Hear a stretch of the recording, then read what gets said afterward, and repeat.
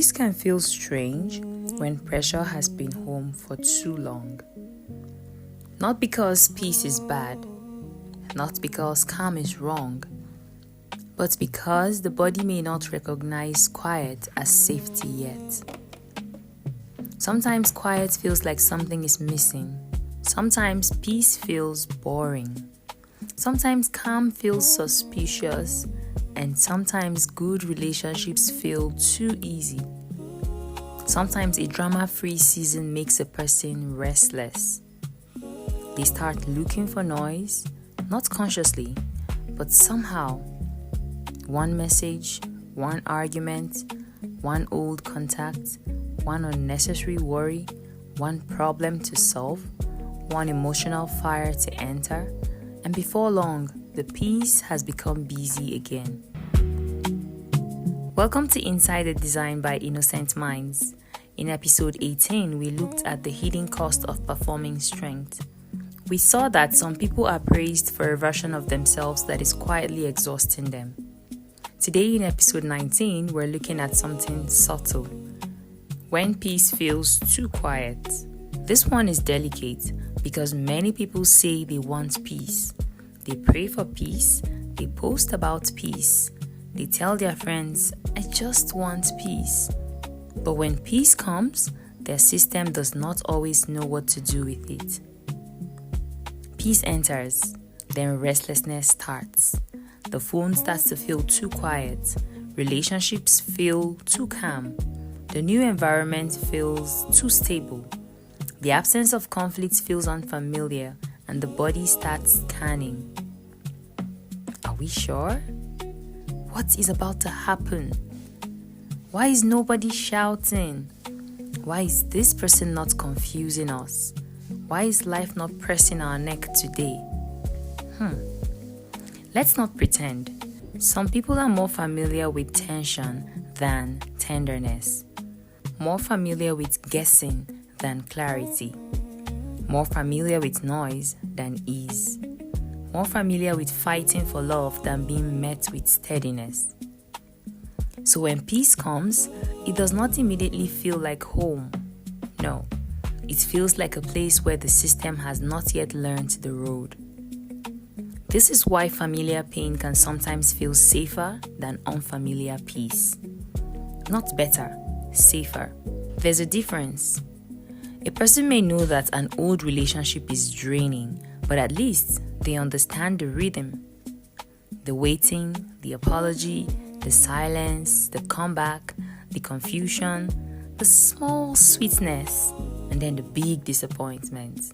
The cycle is painful, yes, but it is predictable. And then they meet peace. No chasing, no confusion, no emotional hide and seek, no hot and cold, no unnecessary punishment. And something inside just says, is that all? Why is it so quiet? Maybe there's no chemistry. Maybe I'm not feeling it enough. Maybe this is too calm. Chai. Sometimes what we call chemistry is only the nervous system recognizing old chaos. That can be painful, but sit with it. Because not every intensity is love. Not every suspense is passion. Not every chase is destiny. Not every anxiety is connection. Sometimes the body is only saying, I know this kind of danger. Inside the Design asks us to look beneath the surface. The question is not only, do I like peace?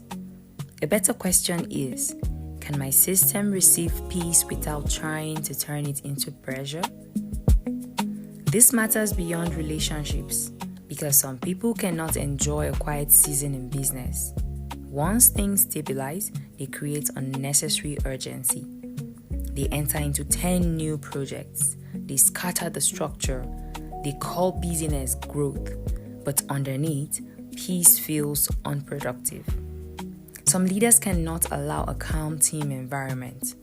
If nobody is panicking, they think people are not serious. If staff are not under pressure, they think standards are falling. If there's no tension, they create one. No be everything be leadership. Sometimes it's your nervous system using office to recreate old pressure. Some people cannot sit in the house quietly. The moment there is silence, they look for calls. They look for social media, noise, old arguments, family drama, church assignment, committee work, anything. Because quiet allows them to hear what busyness has been covering. And that one can be scary too. Peace is not only the absence of trouble. Peace is also the presence of internal permission.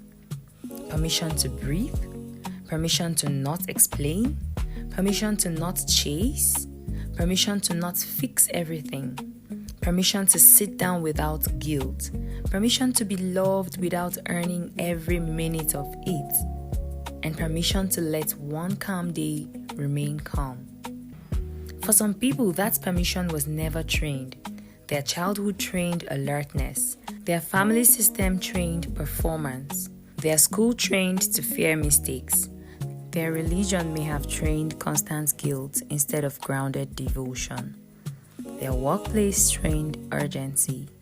Their relationships trained emotional guessing. Their survival trained always be ready. So when peace arrives, the body says, "What do we do with this?" The body does not recognize it. Now, this is where orientation becomes important. The system needs to learn that peace is not laziness. Peace is not danger. Peace is not loss of ambition. It is not spiritual weakness. It is not the same as emptiness. Peace can be structure. Peace can be capacity. Peace can be readiness. Peace can also be a sign that the system is no longer burning energy on unnecessary war. AOC asks what kind of life we're creating and what structure can carry it. If you say you are creating a peaceful life, your structure must stop rewarding drama. Your schedule must stop worshiping exhaustion. Your relationships must stop depending on confusion. Your leadership must stop using panic as proof of seriousness. And your body must learn that calm can still be productive. Let us make this more practical. How do we know peace feels too quiet? First, you become restless when nothing is wrong. You do not relax. You scan, search, imagine problems, check tone. You read between lines that were not even written in the first place. Second, you confuse calm with lack of passion, especially in relationships. If there is no fight, no chase, no emotional drama, you think something is missing. But maybe what is missing is not love. Maybe what is missing is the old chaos. Third, you create pressure when life gives you space.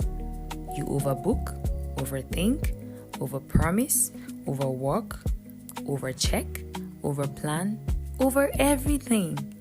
All because space feels unsafe to you. Fourth, you return to people or patterns that disturb you because disturbance feels familiar. The pain is not good, yes, but the system knows the road. Like someone traveling Abuja to Jos and knowing every pothole by heart. Dangerous road? Yes. But familiar road? Yes, also. Familiarity can deceive. And so what do? First, we name the discomfort. Say, peace feels unfamiliar right now. And not, I am bored. Not, this is not working. Not, I need something exciting. No, calm down first. Maybe peace is not the problem. Maybe your system is still learning how to live without emotional noise. Second, allow peace in small doses. Do not force the whole system to become calm overnight. Take one quiet evening, one calm conversation, one simple relationship moment without testing it, one free hour without feeling it, and one day without creating urgency. Third, stop romanticizing intensity. Ask, is this connection healthy or only familiar? Is this urgency necessary or it's only habitual? Is this pressure useful to me or it's only old? Is this noise solving anything or helping me avoid myself? Fourth, practice receiving calm without suspicion. When things are okay, just let them be okay. You do not need to search for hidden wahala every time life is quiet. Some days are not traps, no. Some people are not secretly planning to leave you. Some silence is not rejection. And some peace is simply peace. That line may need to sit in your body really well. Some peace is simply peace. Before we close, choose one place where peace feels strange. It could be a relationship, work, family, money, visibility, rest, spiritual life, or leadership. Now ask, what does quiet make me feel? What kind of noise do I create when things are calm? What old environment trained me to expect pressure? What would it look like if I let peace remain for one small moment?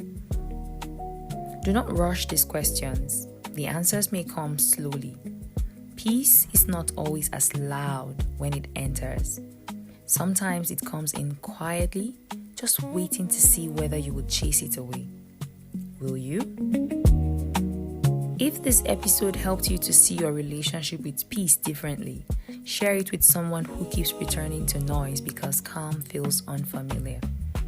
Subscribe on YouTube, follow on Spotify, and leave one word in the comments. Quiet. Not empty quiet, but healing quiet. The kind of quiet where your body begins to learn that nothing has to be on fire before life feels real. If this touched something private, send a message to the Innocent Minds team with the word quiet. We may ask a few questions to know whether a private clarity conversation can help you understand why peace feels unsafe, boring, suspicious, or too unfamiliar.